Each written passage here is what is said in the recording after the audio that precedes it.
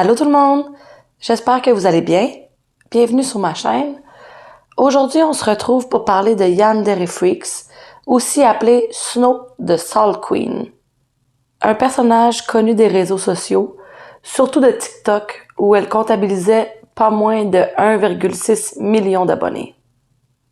Elle aurait accidentellement tué son amie Helen Hastings avec une arme à feu.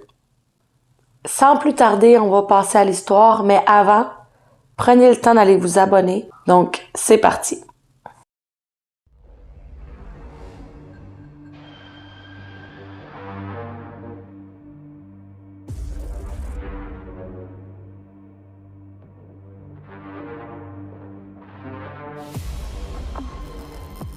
Yandere Freaks, qui se nomme Marianne Oliver Snow, est née le 21 septembre 1998 à Houston, au Texas. Elle a donc 24 ans aujourd'hui, la journée où je sors mon vidéo, qui était censée sortir mercredi passé si mon chat n'aurait pas mangé mon micro.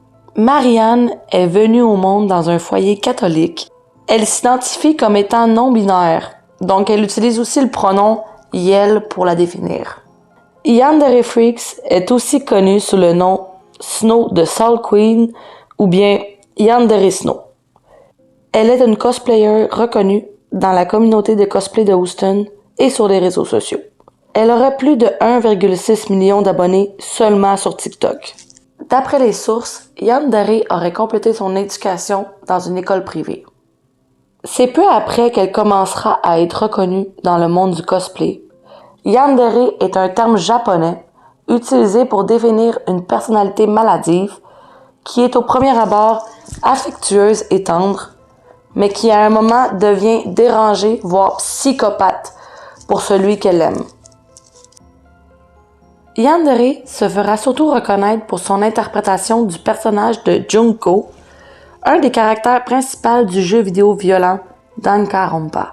Un jeu vidéo japonais où des jeunes lycéens sont forcés de se battre jusqu'à la mort, car ils se sont fait enfermer dans l'école avec un ours tueur. Marianne finira même par s'identifier comme la véritable Junko. Parlons maintenant de la victime. Helen Rose Hastings est la fille unique de Susan Rosenberg. Son père, Philip Hastings, avait quant à lui 4 autres enfants beaucoup plus âgés. Son père avait déjà 65 ans quand elle est née, mais sa mère était beaucoup plus jeune. Les 2 parents d'Hélène étaient des biologistes réputés du collège de médecine de Bayonne. Hélène aura toujours rêvé d'avoir une petite sœur, mais sa mère avait failli mourir d'une préclampsie à sa naissance. Donc Hélène restera enfant unique pour cette raison. Sa mère dira « C'est ma seule et unique et je l'aime ». Dès son très jeune âge, Hélène sera un enfant très doué. Elle parlera d'ailleurs dès l'âge de 18 mois. Elle aurait eu une enfance heureuse et elle s'intéressera à plusieurs activités diverses, comme le théâtre, la nage ainsi que la robotique. Elle fera même partie d'un rock band à un certain moment. Elle était très curieuse et toujours prête à essayer des nouvelles choses. Elle aura la chance de voyager autour du monde avec ses parents.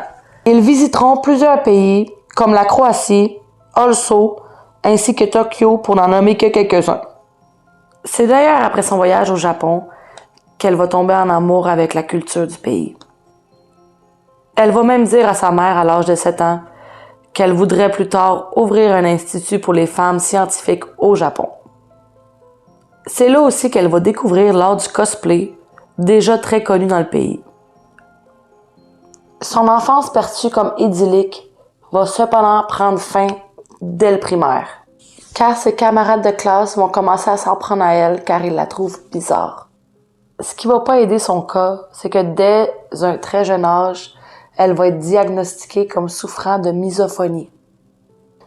Une condition qui rend la personne atteinte extrêmement sensible à toutes sortes de sons, comme un simple reniflement, mâcher de la nourriture, taper du crayon ou bien tousser par exemple. Donc vous devez vous douter que ça devait vraiment être infernal pour elle, surtout à l'école, puisque ces sons-là on les retrouve partout. Ça ira au point où Hélène n'arrivait même plus à s'asseoir calmement en classe, et encore moins à aller manger à la cafétéria, ce qui va accentuer son rejet de la part des autres. Hélène se décrivait comme étant pansexuelle. Elle va d'ailleurs sortir avec Bailey de la 4e à la 6e, et ça serait sa première relation. C'est Bailey qui aurait invité Hélène à sa première convention de cosplay. Hélène commencera par la suite à être connue de la plateforme TikTok et du circuit de cosplay d'Houston. Elle comptera plus de 130 000 abonnés et c'est à cette époque-là qu'elle fera la rencontre de Yandere à travers la communauté de cosplay à Houston. Marianne dira à Bailey de Junko, et je cite, « Je suis elle et moi, nous sommes la même. » Ce qui va vraiment l'effrayer parce qu'elle connaît la nature violente du personnage. Hélène, elle va tomber en amour avec le cosplay. Parce que pour une fois dans sa vie, elle peut être elle-même sans se faire juger. Le cercle d'amis que fréquentaient Hélène et Marie était très reconnu dans la communauté à Houston. On les traitait presque comme des célébrités, dira un ami d'Hélène, Jem Pinker. Il dira même, et je cite, « Je déteste devoir l'admettre, mais c'est le drama qui précédait Yandere qui nous aura tous rapprochés au début. » Fin de la citation.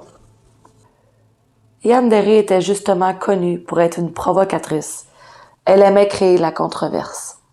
Et ça, tout le monde dans le cosplay game le savait. Les cosplayers qui ne faisaient pas partie du petit groupe les décriront comme étant très méchants envers les autres, surtout les jeunes qui commençaient dans le milieu. Elles étaient comme les Regina George, dira Dolly Lace, une connaissance de Yandere qui a déjà fait du cosplay avec elle. Marianne avait d'ailleurs été au cœur de plusieurs polémiques avant le tragique accident. On l'accusait notamment d'avoir fait une cagnotte dans le but de sauver ses chats malades, mais elle aurait en réalité gardé l'argent pour elle. On ne sait pas ce qui est arrivé avec les chats, si même ils ont déjà existé. Yandere aurait aussi ouvert un OnlyFans, ce qui va très mal passer auprès de ses abonnés, puisqu'elle interprète surtout des personnages mineurs. Puis elle va pas se gêner pour vendre des photos déguisées et dénudées en les interprétant.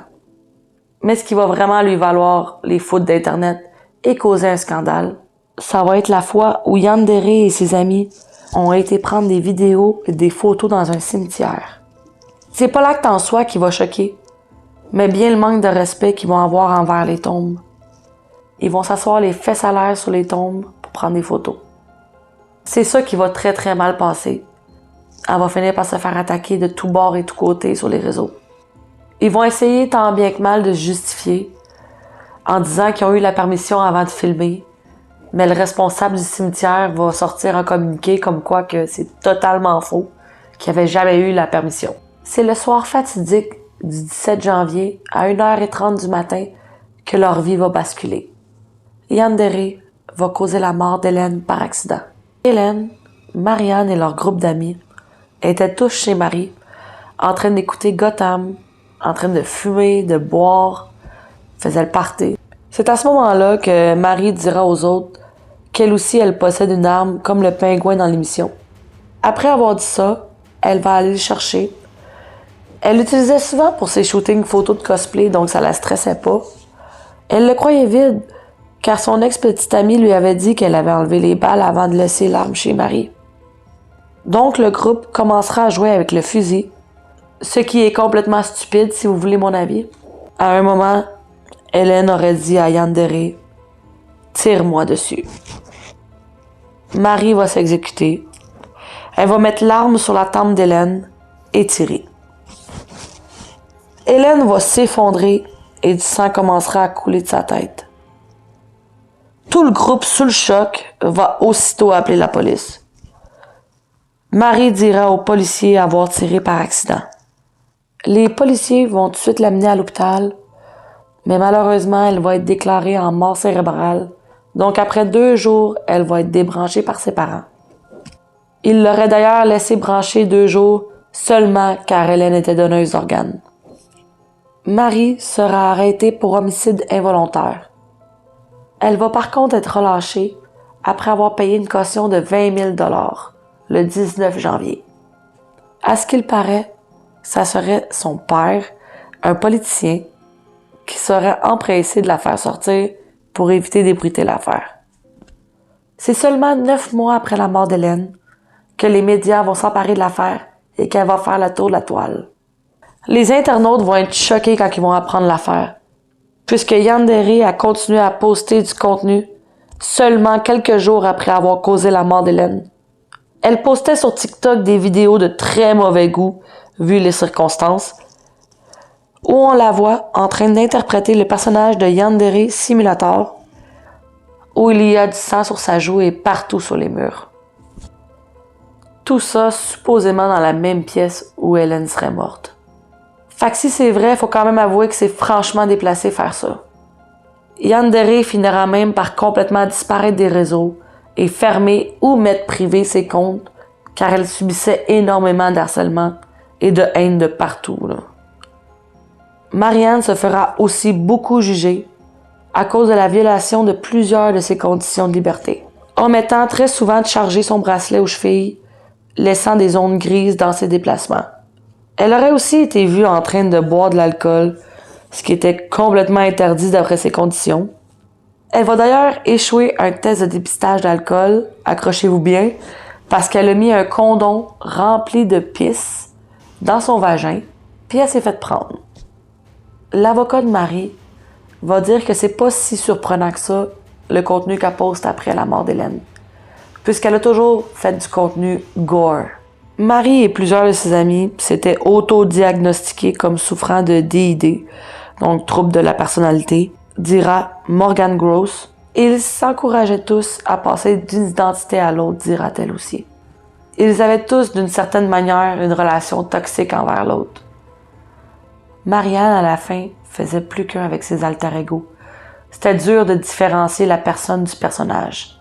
Hélène, qui est décédée à seulement 18 ans, aurait complété sa première année en tant que sophomore au collège Oberlin. Une petite école d'art libéral localisée à environ 1 heure de Cleveland. C'était sa première année en psychologie, art et neurobiologie. Peut-être qu'elle aurait décidé de se concentrer sur 1 ou 2 matières, ou elle aurait peut-être changé d'idée et n'aurait poursuivi aucune. Elle devait aussi se rendre plus tard dans l'année à une importante convention de cosplay, le Anime Matsuri, qui a lieu chaque année au mois de juillet à Houston. Yandere y aurait d'ailleurs assisté cette année-là. Yandere sera condamné en mai 2022, après avoir plaidé coupable, de seulement 5 ans avec un jugement de culpabilité différé. Une sorte de probation qui fait qu'elle ne fera pas de prison. Et pourra même espérer faire effacer son casier judiciaire après sa probation. Trouvez-vous, vous, que c'est léger comme peine? Parce que moi, je trouve que oui. Je pense qu'elle aurait dû quand même faire un peu de temps en prison, accident ou pas, là. Mais vous me donnerez vos avis là-dessus en commentaire. Cette histoire est tellement triste. Ça nous prouve aussi qu'il faut jamais prendre aucune arme à la légère, parce que les conséquences peuvent être désastreuses. On se laisse aujourd'hui avec un goût amer face à cette histoire qui n'aurait jamais dû se produire. Donc, je vous dis à la semaine prochaine pour une autre histoire. Bisous!